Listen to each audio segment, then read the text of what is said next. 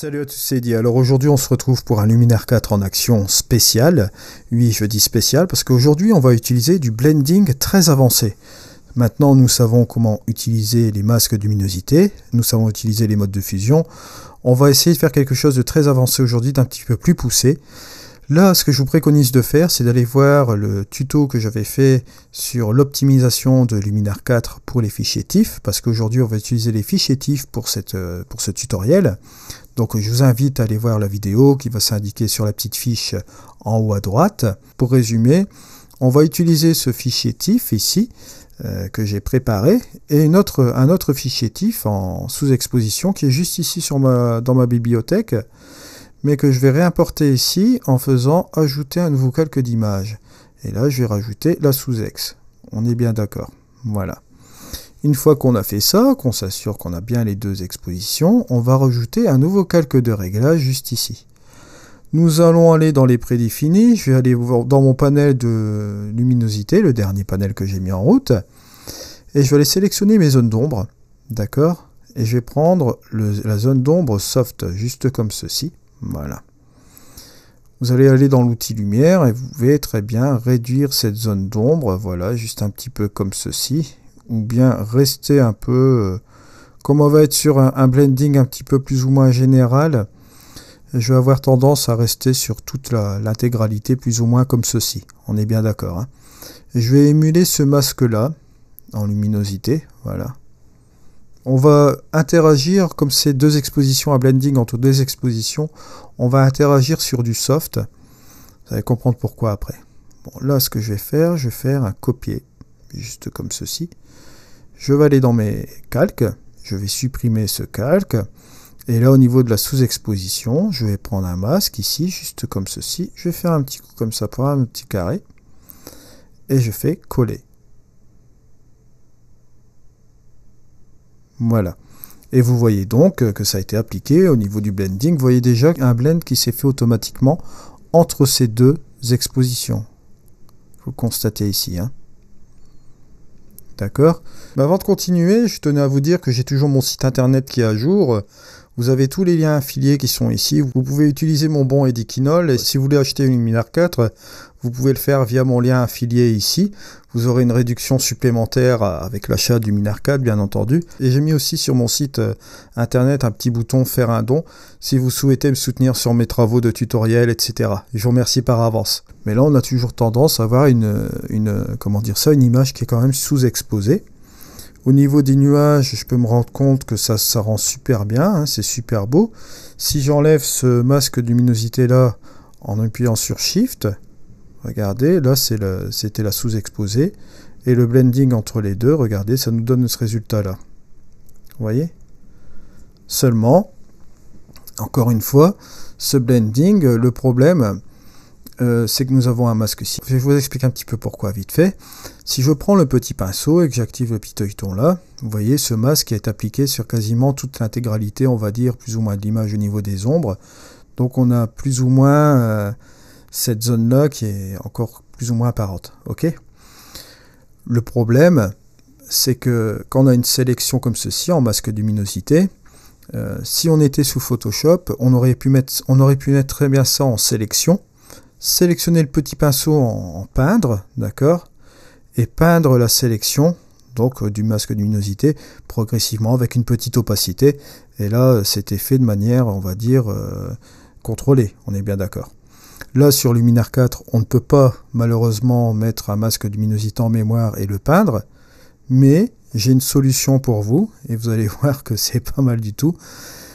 Et ben, vous allez directement sur la brosse en effacer, vous mettez une petite opacité, on va dire de 9%, hein. On va enlever l'œilleton, et là ce que vous allez faire, regardez, c'est tout simple. Et ben, vous allez passer votre pinceau ici, voilà, et vous allez simplement enlever une partie du masque, hein. Forcément là on est en petite opacité à 10%, donc ça se fait progressivement, hein. Je vais agrandir un peu ma brosse pour que vous voyez bien. Voilà. Voilà. Donc là, ce qui est en train de se passer, peut-être pas toucher aux nuages qui ne sont pas trop mal, peut-être un petit peu comme ceci. Voilà. Ce qui est en train de se passer, c'est tout simple. Je vous le donne en mille, c'est que là on est en train de soustraire le masque, on est en train de l'enlever progressivement avec une opacité de 9-10%. Regardez la petite différence. Bon, là on est avec le avant et le après. Regardez sans le masque et avec le masque.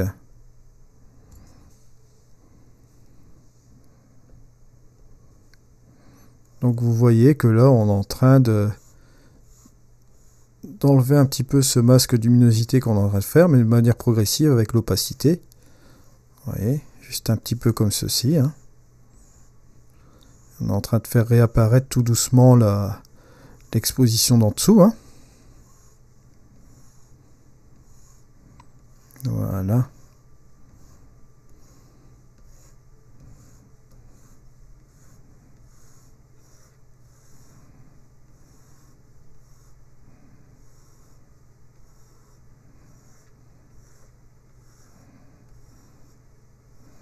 Pas trop au niveau des nuages du masque luminosité.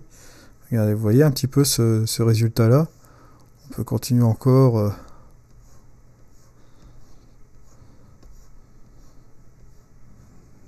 Vous pouvez monter même l'opacité, si vous estimez que c'est un petit peu trop lent. Je préfère le faire en temps réel quand même comme ça, vous voyez. Juste un peu comme ceci. Vous allez voir ce blend qui va être super bien fait entre les deux. Voilà, peut-être un peu comme ça. Voilà. Voilà, qui est pas trop mal. Si on regarde un petit peu, on a ici le avant et le après, vous voyez. Ce qui n'est pas trop mal du tout. Si j'enlève le masque, regardez, ça c'est la sous-exposée. En faisant le blending et puis en faisant le petit correctif avec le petit pinceau, regardez ce qu'on obtient comme résultat. On est quand même bien là. Et si vous voulez encore continuer, on y va. Bon là, comme je disais au niveau des nuages, j'ai quand même attention, bon, bien que pas vraiment un souci, voilà. Si au vu du ciel, je vais encore éclaircir un peu, je peux très bien le faire, voilà. Et regardez ce résultat là, c'est pas magnifique.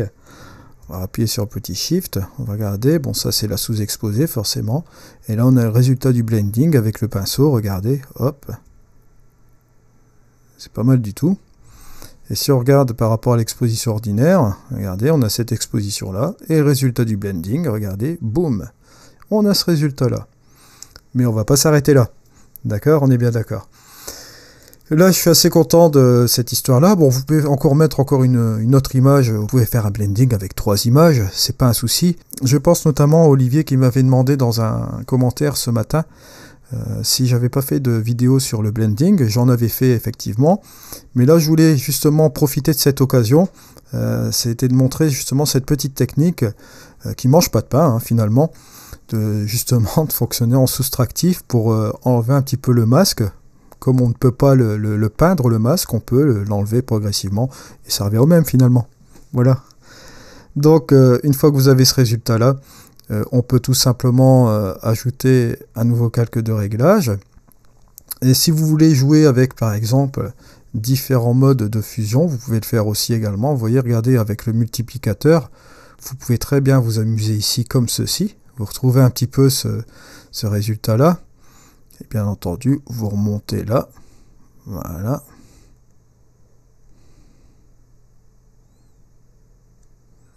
Vous voyez, ça peut vous rajouter encore quelque chose en plus. Vous voyez, pour rajouter un petit peu plus de contraste, le multiplier avec une petite courbe en plus et regardez le résultat.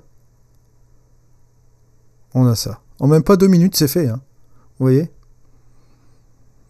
C'est vrai que le multiplier, j'aime bien l'utiliser pour la simple et bonne raison que ça marche super bien pour faire des trucs super sympas.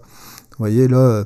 En même pas 2-3 minutes par rapport à l'image de départ, si on regarde avant, après, on a réussi à faire un truc d'assez sympa, vraiment pas mal du tout. Et on n'a même pas fini l'affaire, quoi. On peut même aller plus loin. On peut aller par exemple sur un nouveau calque de réglage ici. Vous allez aller dans l'outil lumière. Et là, cette fois-ci, comme vous avez déjà la base de travail, bon, on pourrait peut-être éventuellement jouer avec une petite structure. Voilà, on va regarder un petit peu. Parce que ça, ce type d'image-là, la structure qu'on voudrait bien employer, simplement sur cette partie-là d'image, c'est possible de le faire. Bon, je vais l'enlever là, la structure. On va se créer un petit calque de réglage. On va encore interagir sur les ombres. Mais cette fois-ci, on va interagir sur les ombres assez dures ici. Je vais essayer de chasser justement les nuages. Voilà. Et là, on va jouer, vous voyez, sur l'extrémité du pavement, comme ça. Et avec cela aussi. Ça peut être pas mal non plus. Voilà. Et là, ce que vous allez faire, vous allez simplement faire masque de luminosité. Hop.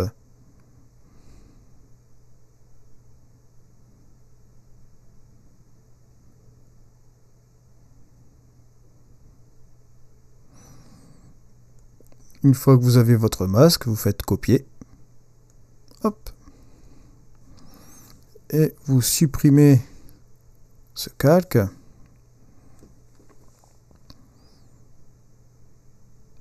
Et là, cette fois-ci, vous allez aller dans la structure. Vous allez la réactiver, bien sûr. Prendre de petits pinceaux. Hop.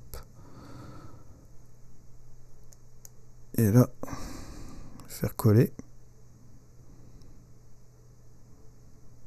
Et voilà le résultat. Et on pourrait même accentuer encore plus, forcément, parce qu'on est localisé sur cette partie qui est là, puis un petit peu au niveau du bazar. Regardez la différence entre le avant et le après. Avant, après.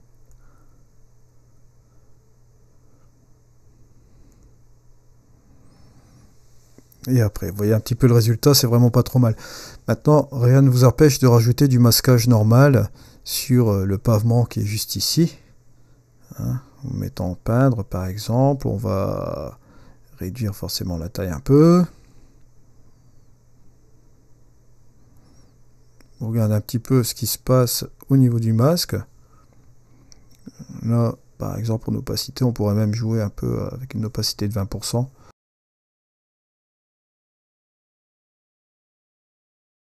Voilà, juste un petit peu comme ceci. Et là, on a une image qui frappe quand même assez bien. J'aime vraiment bien ce résultat-là. Et on peut aller dans l'outil couleur, ça c'est assez amusant. L'outil couleur que j'adore quand même, notamment jouer un peu sur les canaux de luminance et de saturation aussi. Vous voyez, juste un petit peu comme ceci. Bon, là, je vais peut-être le mettre en négatif. Et je vais rajouter un petit peu de saturation. Et comme on est dans les jaunes-oranges, là, il y a un truc à faire. Vous ajoutez localement de la luminosité. Voilà, ou bien la baisser. Mais moi, je pense que rajouter de la luminosité comme ça va être pas mal du tout. Et là, vous avez aussi, au niveau des jaunes, faire un contraste entre les deux. La baisser un peu, voilà. Et je vais encore avec un petit peu de saturation comme ça. Ce qui est pas trop mal non plus. Et peut-être au niveau des bleus, on va un petit peu dégager. Voilà. Voilà. Juste un peu comme ceci. Voilà, je trouve ça vraiment pas mal. Il y a un petit coup de finalité. On va booster peut-être la courbe un petit peu comme ceci. Voilà. Ce qui n'est pas trop mal comme ceci. Je trouve ça vraiment beau. Par rapport à avant, regardez, on a le avant et le après, vous voyez, ça crache quand même pas mal, hein. C'est pas mal du tout. On a des effets qui sont vraiment pas trop mal. Et on pourrait même notamment jouer avec un petit truc assez sympa. Vous allez voir tout de suite. Et là, on va s'amuser directement dans les créatifs. On va partir dans l'éclat, regardez. L'éclat qui va donner un super truc ici, regardez là. Ouais, juste là, ça fait un nu super... Regardez ce bazar. Hop, on a le avant. On a le après. Voilà. Regardez ce petit résultat là. Avant, après. Il n'y a pas à dire, c'est vraiment magique. Et on pourrait même localiser cet effet-là au niveau des hautes lumières. Mais je trouve que ce flou artistique, comblé avec peut-être l'effet Orton, Voilà. Ça nous donne un effet pas mal sur cette photo-là. Voilà. Pour terminer, ce que nous allons faire, hein, on va redresser quand même un petit peu cette image. Je la trouve un petit peu bancale. Voilà. On est mieux comme ça. Le château est un peu plus droit. Et cliquez sur terminer. Voilà. Application du recadrage, bien sûr. Petite finalité. Petite finalité. Vignettage.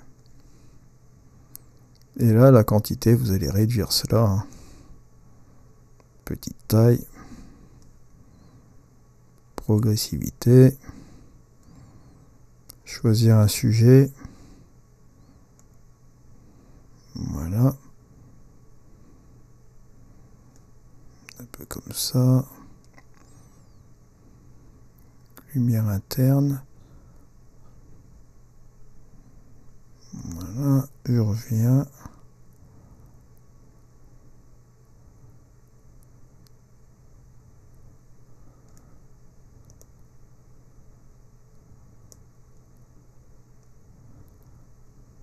Faire gaffe avec la lumière interne, ça c'est bien, voilà.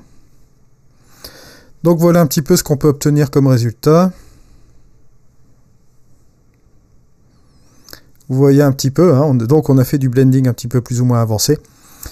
On a fait un mode de fusion assez spécial en utilisant une courbe, vous voyez un petit tour de passe-passe comme ça, et regardez un petit peu ce résultat qu'on a là. Donc voilà où est-ce qu'on en arrive un petit peu sur cette fin-là, hein, regardez. Si je viens sur la photo, la première photo qui était ici, voilà, vous voyez un petit peu le résultat. Et si on clique sur le dernier calque avec toutes les modifications qu'on a faites, regardez. C'est quand même le jour et la nuit. Hein. Vous voyez, avant, après.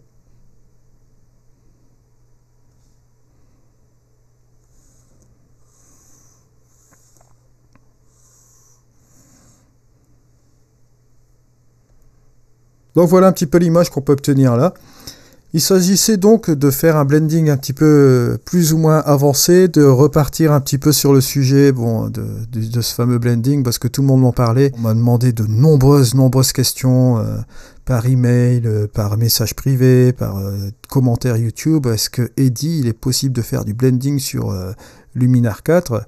J'ai fait un peu les tutos pour en venir un petit peu à cela. Pourquoi j'ai fait ce tuto vraiment maintenant au niveau du blending? J'ai déjà traité du blending auparavant, mais de manière sommaire, moins poussée que ce tuto ici, pour la simple et bonne raison que je voulais vous amener à travers les différents tutos, pour ceux qui me suivent régulièrement, qui me connaissent un petit peu au niveau de ma technique.